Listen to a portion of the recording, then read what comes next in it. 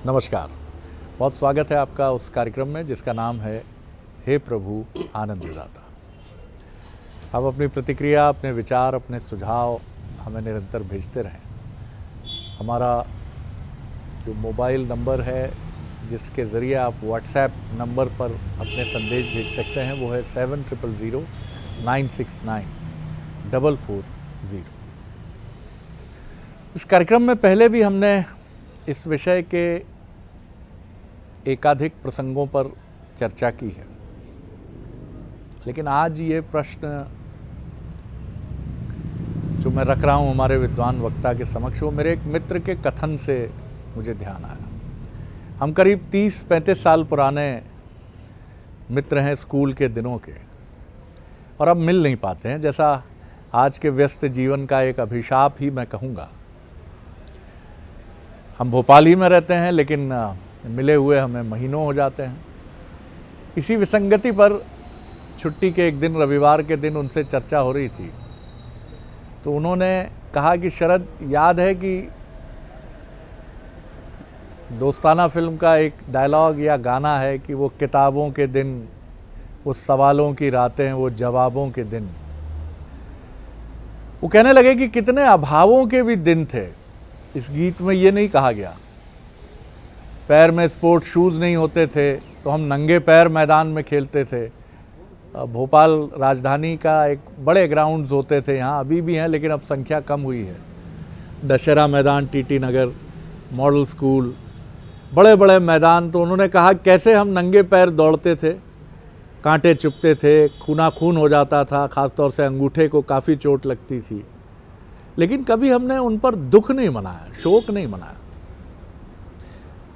उन्होंने मुझे भी याद दिलाया और ख़ुद भी याद किया कि शरद, याद है ना, एक बार हम दोनों साइकिल में बैठे थे, हम दोनों की शर्ट एक साथ फटी थी और हम उसी को रफ़ू पहनकर महीनों स्कूल आते रहे थे, क्योंकि घर पे बहुत डांट पड़ी और कहा गया कि एकदम नई शर्ट, चूँकि अगस्त सितंबर का ही महीना था, तो यह आपको नई शर्ट नहीं मिलेगी। सवाल ये था जो उन्होंने अंत में खड़ा किया कि शरद, उस समय हम इतने खुश क्यों रहते थे। आज ऐसा नहीं है कि हमारे पास कोई बहुत दुख है या कोई ऐसा विषय घट गया है, लेकिन हमारे जीवन से वो उल्लास चला गया। इसका कारण क्या हमारा बचपन निकल गया है हमारे जीवन से, या हमने अपेक्षाओं का पहाड़ खड़ा कर लिया है अपने जीवन में। अब कोई उपलब्धि मिलती भी है तो हम उसको किसी ड्यूटी की तरह पूरा करते हैं। उनके बेटे की शादी तय हुई है, उन्होंने कहा कि शादी जब तय नहीं हो रही थी बड़ी व्यग्रता थी, हो गई तो ऐसा लग रहा है एक दायित्व है, पूरा करना है। ये उल्लास कहाँ से लाऊं? किसी दुकान में मिलता नहीं है कि गए वहाँ, भैया देना कितना भी महंगा क्यों ना हो, खुशी दे दो यार, बेटे की शादी में दूल्हे का पिता हूँ, बड़े उल्लास से जाना है। अक्सर मैं लोगों को सुनता हूँ, जिनमें मैं भी शामिल हूँ, कि जब एक दिन में 3-4 शादियाँ हो जाती हैं, राजनेताओं को प्रणाम करता हूँ मैं, तो यही बात समझ में आती है कि अरे साहब, 3 शादियाँ, एक लाल घाटी में है, एक E8 में है और एक इधर है साकेत नगर में, कैसे करें साहब, ये क्यों ऐसा हो जाता है। वहीं जो उल्लास का धनी है वो, अरे कैसी बात कर रहे हो साहब, तीनों जगह बिटिया की शादी, अरे लिफाफा नहीं पटकेंगे कैसे चलेगा, फिर अपने यहाँ कौन आएगा, और न भी आए तो दायित्व तो निभाना है। ये उल्लास का स्रोत सूख रहा है, हम सबके चेहरे गंभीर होते चले जा रहे हैं, जबकि कोई व्यस्तता और ऐसा कारण नहीं है। वही मोबाइल में डूबे हैं, नेटफ्लिक्स में डूबे हैं, किसी का कोई अब मिलने जुलने का क्रम भी वो नहीं है जो 25 साल पहले होता था। आज इसी पर बात करेंगे, उल्लास कहाँ गया, खुशी कहाँ गई। हमारे साथ हैं भगवत गीता के अध्येता, मानस मर्मज्ञ प्रोफेसर डॉक्टर सुरेंद्र बिहारी। प्रणाम। वाह, आज आप बड़ा आशा दर्शन छेड़ रहे थे कि आपकी बात को सुनकर ना केवल मैं अपने बालपन की सारी स्मृतियों में चला गया जी, बल्कि मैं ये सोचने लगा कि बाल लीला का महत्व क्या होता है। आज मेरे चिंतन में बड़ी सहजता से आया, श्रीमद् भागवत ग्रंथ में तो बाल लीला से ही भरा हुआ है। दशम स्कंद का पूर्वार्ध जो है, श्रीमद् भागवत के पूर्वार्ध में बाल लीला का इतना सुंदर चिंतन, या घर घर में बाल मुकुंद की पूजा, मुझे तो कन्हैया के वो सारे स्वरूप ध्यान आ गए। फिर मुझे लगा कि वो लीलाएं कन्हैया की थोड़ी थी, वो लीलाएं तो प्रत्येक घरों में उस समय हुआ करते थे जी। जितने भौतिकता के संसाधन हमारे जीवन में बढ़े, उनने हमारे उल्लास पर प्रहार किया, हमारे उत्साह पर प्रहार किया, हमारे समन्वयन का शिरच्छेदन किया। जितनी भौतिकता बढ़ी, आप देखिए एक समय में जो सुख राजा महाराजा के जीवन में था, वो सुख सुविधाएं आज एक सामान्य व्यक्ति के जीवन में हैं। अगर आप पुरातत्व के अंतर्गत महलों को घूमने देखने जाएं तो वहाँ मालूम चलेगा यहाँ से पंखा चलता था, यहाँ पानी रहता था, यहाँ से ठंडी हवा आती थी, यहाँ नहाने का हौदा रखा रहता था। तो ये सब सुविधाएं तो प्रत्येक घरों में आज सबके पास एक बटन दबाते ही पंखा है। तो बल्कि तब दृश्य श्रव्य के लिए सांस्कृतिक कार्यक्रम हुआ करते थे, आज तो घर घर अपन बैठे हुए सारी प्रक्रियाओं में वहाँ पर है। लेकिन जितनी भौतिकता बढ़ी उतने दुख का संचार हमारे जीवन में बढ़ा। इसीलिए इसे आदि भौतिक ताप कहते हैं। जिसकी बात आप कर रहे हैं वो आध्यात्मिक सुख है, ये आदि भौतिक सुख है। और आदि भौतिक सुख में ताप होता है, अध्यात्म में शांति होती है। आप सच्चित आनंद को कह रहे हैं। उल्लासित मन तब होता है जब वहाँ सत्य चित्त और आनंद होता है, उसमें चित्त लगा होता है, उसमें आपके मन की एकाग्रता होती है। उस एक साल की प्रतीक्षा की जब दिवाली आएगा तब बाबूजी कपड़ा सिलवाएंगे। नए कपड़े तो साल में एक बार ही सिलते थे ना, कि जब दिवाली आएगा। वो रात जब जूतों को निकाल करके सफ़ेद रंग के छुई से पोतते रहते थे हम, कि सवेरे 26 जनवरी और 15 अगस्त है और हमको परेड में जाना है। वो दिन जब हम अपने कपड़ों को घड़ी करके तकिया के नीचे रख लेते थे कि हमको इसको रात भर दबा के रखना है ताकि प्रेस हो जाए उसमें, आप समझिए। तब वहाँ अभाव का कोई चिंतन था नहीं, वहाँ आनंद था। ये तो हम आज देख रहे हैं कि हमारे पास आदि भौतिक व्यवस्थाओं के बढ़ने पर भी कितना अभाव है, कितने खोखले हैं। तब हमारा अंतर मन भरा हुआ था, आज बाहरी परिवेश सुसज्जित है लेकिन मन खाली है, मन में कुछ भी नहीं है।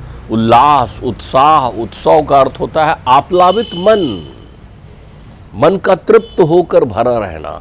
बिल्कुल वैसा लगता है जैसे हजारों फीट ऊपर से झरना बह रहा हो नीचे और हम उसमें स्नान कर रहे हों। ये उल्लास है, ध्यान रखिएगा।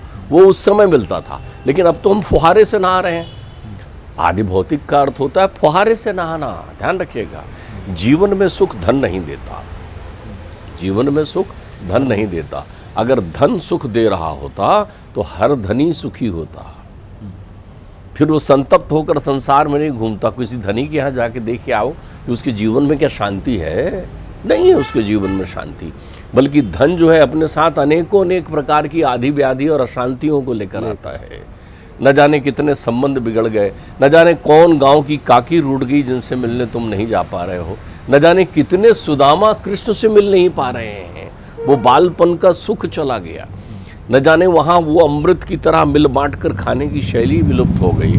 अरे ब्रह्मा को जिससे मोह हो जाए वो उल्लास और उत्साह है, वो लीला है, वो बालपन है जो हमेशा अपने अंतर चित्त में लेकर चलना चाहिए। ब्रह्मा को मोह हो गया, मोह का अर्थ होता है उनको संशय आ गया। ये कौन परब्रह्म परमेश्वर हैं जो एक एक बच्चों को खिला रहे हैं और खुद खा रहे हैं और घिरे हुए हैं और बात कर रहे हैं और ठिठोली कर रहे हैं, उनकी परीक्षा लेने चले जाते हैं। ब्रह्मा के अंतर चित्त में मोह उत्पन्न हो जाता है कि ये परमेश्वर नहीं हो सकते, तो आनंद वहाँ होता है। आपने एक सही उच्चारण किया, पन चला गया। अवस्था और पन में बहुत अंतर है शरद जी। बहुत सारे लोग अवस्था को पन मानकर अपने जीवन में सन्नाटा ला देते हैं, लेकिन वो भूलते हैं कि वो ही कहते हैं ये क्या बचपना कर रहे हो, पना कर रहे हो, लेके चलो ना, वो ठिठोली लेके चलो ना, वो अपने पास बना के रखो ना। क्या तुम उन भाग्यशालियों में शामिल हो कि तुम्हें लल्लू, छोटू, पप्पू बोलने वाला कोई है? नहीं है तो याद करके ऐसे आदमी को फ़ोन लगाओ जो उस तेवर में हो। एक बड़े नेता की जीवनी मुझे ध्यान आती है कि वो बड़ा नेता किसी राज्य का मुख्यमंत्री हो गया और मुख्यमंत्री होकर के वो अपने फौज फटाकों के साथ गांव की पगडंडियों में गुजरता हुआ अपनी गांव की यात्रा में निकला, तो उसको सामने से साइकिल में आते हुए एक चप्पल पहने हुए एक बुजुर्गवार दिखाई पड़े। उसके हम उम्र थे और वो चले आ रहे थे। तो जैसे ही उनकी नज़र गाड़ी में से पड़ी, उनने गाड़ी को कहा रोको रोको। जब तक गाड़ी रुकती थोड़ी वो आगे पीछे हो गए, तो उनने अपने अंगरक्षकों को कहा तुम यहीं रुको। वो दौड़े उसके पीछे, उसका नाम पुकारते हुए दौड़े, अरे हीरा। तो वो वहाँ पर साइकिल को वो करके झटक के फेंक देता है, कहता दूर खड़ा रहा, मेरे पास मत आना, बात नहीं करना मुझसे। और रूठा हुआ दौड़ने लगा आगे। वो पीछे वो बड़े मुख्यमंत्री बने हुए नेता, अरे सुन तो भैया, वो खेतों, अब पूरे सब लोग अचक क्या हो रहा है। खेतों के झुरमुट में जाकर वो उससे गलवहियाँ करते हैं, उसको कहते हैं दादा। अरे बोले तू बड़ा नेता हो गया भाई, तेरे पास समय नहीं, मिलने नहीं आ सकता तू ललुआ मेरे से। ये एक भावना, एक चिंतन, और वो उसे लेकर अपने साथ आते हैं, गाड़ी में बैठाते हैं और अपने लोगों से कहते हैं भैया इसकी साइकिल इसके गांव पहुंचा देना और मैं शाम को इसके साथ भोजन करने जाऊंगा। ये परमानंद का सुख, आध्यात्मिक सुख है। तुम कभी क्या अपनी, बहुत सारे लोग कहते हैं माँ बाप को मेरी याद नहीं आती। कमाल है, रूठने का ढंग देखो कहाँ का पल लेके आए। माँ बाप को उनकी याद नहीं आ रही है। तुम्हें कितनी याद आती है माँ बाप की? तुमसे कोई पूछता है? पल पल याद करना था, नख से सिख तक जिनका स्मरण करना था, कितना याद आता है। तुम्हें अपने पिता के खांसी में अब तकलीफ होती है, तुम्हें अपने पिता के उस स्वरूप में तकलीफ होती है, उनके व्यक्तित्व में तकलीफ होती है। कितने लोग हैं जो अपनी माँ के आंचल से जाकर अभी हाथ पोंछने का सुख लेते हैं। कितनी प्रेरणाएं तुम्हारे जीवन में विद्यमान हैं, लेकिन इन भौतिकता ने तुम्हारे उत्साह और उल्लास पर प्रभाव किया है। ये भौतिकता जितनी बड़ी है उतने तुम्हें खोखला करते गई है, चूसते गई है, जोक की तरह लग गई है तुम्हारे जीवन में।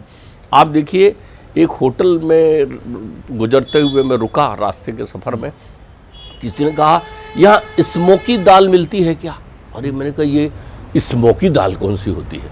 बोले वो चूल्हे में बनती है, उसमें खुशबू आती। मुझे लगा कमाल है। शरद जी याद करिए, गांव में महतारी उन लकड़ियों को चूल्हे में डाल करके ज़िंदगी भर हमें रोटी बनाकर घी में चुपड़कर वही दाल बटलोही में बनाकर खिलाती थी। उसका आनंद लिया है हमने, ये शरीर ने भोगा है उसका आनंद। आज वो पैसे में ढूंढ रहे हो आप जाने के लिए। लोगों ने अपने घर को छोड़ दिया है, घर छोड़ दिया, रसोई चली गई घर से। अन्नपूर्णा दूर से प्रणाम करती है कि इन जूठन खाने वाले लोगों के बीच में मैं कहाँ से पहुँचूँ, या ऐसे लोगों के बीच कहाँ से पहुँचूँ जो धन देकर मुझे बासा खरीद रहे हैं। क्षमा करें, मैं किसी की आलोचना नहीं कर रहा हूँ, लेकिन जब तुम्हारे घर में उस रसोई घर से उठने वाला धुआं कहीं विलुप्त हो गया, उस रसोई घर से जब हम घर में पहुँचते थे, घुसते थे और घुसते ही कहें भाभी क्या खुशबू आ रही है घर में, आज क्या बनाया है, तो जठराग्नि उज्ज्वलित हो जाती थी। अब तो हमारे पास वो जठराग्नि भी शेष नहीं बची। वो हमने वो जो बने बनाए रेडीमेड पाश्चात्य भोजन ग्रहण करने शुरू कर दिए जिनमें स्वाद नहीं है। अब हमारी हंसी दूसरे के चेहरे को देखकर उठती है, अंदर की हंसी हम नहीं कर पाते। चार लोग घेर कर बैठे हैं किसी बड़े आदमी को, अब बड़ा आदमी बतिया रहा है, अब लालसा धन की, जितने लोभ में धन की परिक्रमा कर रहे हो और धनी की परिक्रमा कर रहे हो, उसका एक पल भी छोड़कर उस धन देने वाले की परिक्रमा करने लग जाते तो जीवन में वो पन बना रहता। तो अपन देख रहे हैं, वो हंसता है तो हम हंसते हैं, वो नहीं हंसता तो हम हंसते नहीं हैं। कहीं हमें हंसी आती तो अपनी खिलखिलाहट रोक कर रख लिए हैं। पंथा में रहो कालो न आता वय में हो जाता। हम गुजर रहे हैं, वो पन अपने साथ लेके चलो। आज भी बचपन की बात करो और सुनो, आप नहीं करोगे तो प्रकृति आपको करा देगी। आप एक अध्ययन करिए शरद जी, आप तो अध्ययन क्षेत्र से ही हैं। आप सारे उन लोगों से मिलिए जो 80, 85 और 90 की उम्र में पहुंच गए हैं। आपको मालूम है उनकी स्मृतियों में, जब स्मृतियां विलुप्त होने लगती तब उनकी स्मृतियों में कौन सी स्मृति आती है? बालपन की। तब अपने वो बिछड़े भाई को याद करते हैं, तब अपने पिताजी के किस्से सुनाते बैठे रहते हैं, तब अपने छोटे छोटे नाती पोतों के बीच में बताते हैं कि हमारा यहीं एक गांव में यहाँ पर एक गली थी, एक घर हुआ करता था। क्यों वो स्मृतियाँ आती हैं? क्योंकि बाकी स्मृतियाँ उल्लास से भरी हुई नहीं थी, तो तिरोहित हो जाती हैं और अंतिम समय तक अपनी आँखों में, अपने हृदय में उन्हीं का आनंद होता है जो अध्यात्म के सच्चित्त का आनंद होता है। फिर आप बहुत सारी यादों की तरफ ले गए। कभी एक सवाल सीधा सरल खुद से पूछिएगा या अपने प्रियजनों के सामने पूछिएगा कि कितने दिन हो गए खुलकर हंसे। जैसे बचपन में आप क्लास में जब आपके बगल बैठने वाले सोनू मोनू जो निकनेम हम लोग रखते थे, उसको डांट पड़ती थी होमवर्क ना करने पर, और उस समय क्लास में बैठे सारे विद्यार्थी मुंह दबा के, जब वो कोई मूर्खतापूर्ण उत्तर भी देता था या उसकी हल्की पिटाई हो जाती थी, कितना कई बार अनायास हंसी हमसे रोके नहीं रुकती थी। घर में कोई मेहमान आया है, उसने कुछ पूछा, बड़े भाई साहब अनायास हंस पड़े, 4 साल बड़े हैं, हम भी हंस पड़े, छोटी बहन भी हंस पड़ी, और एक ऐसी हंसी जिसका कारण नहीं था। अब हम कॉमेडी शो देखते हैं, वहाँ भीड़ की नकली मैकेनाइज रिकॉर्डेड हंसी चलती है तो हमें भी मुस्कुराना पड़ता है, लेकिन ये इसमें पीड़ा होती है क्योंकि हम जानते हैं कि हम दिल से नहीं हंसे, हंसना हमने छोड़ दिया है। अब हम बहुत सारी चीज़ें मन में करते हैं, दुखी भी मन में होते हैं, खुशी भी मन में होती है, लेकिन वो ना दुख वैसा है कि जैसा बचपन का दुख था कि कागज़ की नाव बना रहे हैं तो हंसे चले जा रहे हैं, पतंग कट गई तो आंसू ही नहीं थम रहे, और ये पतंग कब किसी प्लॉट के मिलने या जाने से जुड़ गई, ये कभी प्रमोशन से जुड़ गई, ये कभी धन के आने जाने से जुड़ गई, और खुशियाँ भी जाती रहीं, दुख भी जाता रहा। बहुत अच्छी बात कही डॉक्टर साहब ने कि पन को पकड़ कर रखिए, मुस्कुराइए। कई सारे लोग नशे की तरफ जाते हैं पन को ढूंढने के लिए, क्योंकि नशा एक कृत्रिम आत्मविश्वास देता है। बहुत सारे लोग शादियों में डांस करने के लिए ड्रिंक करते हैं, कई लोग कॉन्फिडेंस जुटाने के लिए कहते हैं, माफ़ कीजिएगा 2 पैग मार लिया, अब बॉस से बात करूंगा। आप किस दुनिया में हैं? आत्मविश्वास के लिए आपको चीज़ों का सहारा लेना पड़ता है। ना तो अब आपके कदम थिरकने के लिए जाते हैं, ना आप गाना गाते हैं शादियों में, ना आप अपने से दिल की बात किसी से कह लगते हैं। हर चीज़ में आपको कोई पुशअप चाहिए रहता है। लौटिए उसी मासूम खिलखिलाहट की तरफ, और उसका मासूम होने का बड़ा लाभ है साहब, ईश्वर की भी कृपा हो जाएगी। बहुत आनंद आया डॉक्टर साहब। अगले एपिसोड में एक और विषय लेकर आगे बढ़ेंगे। प्रणाम, नमस्कार।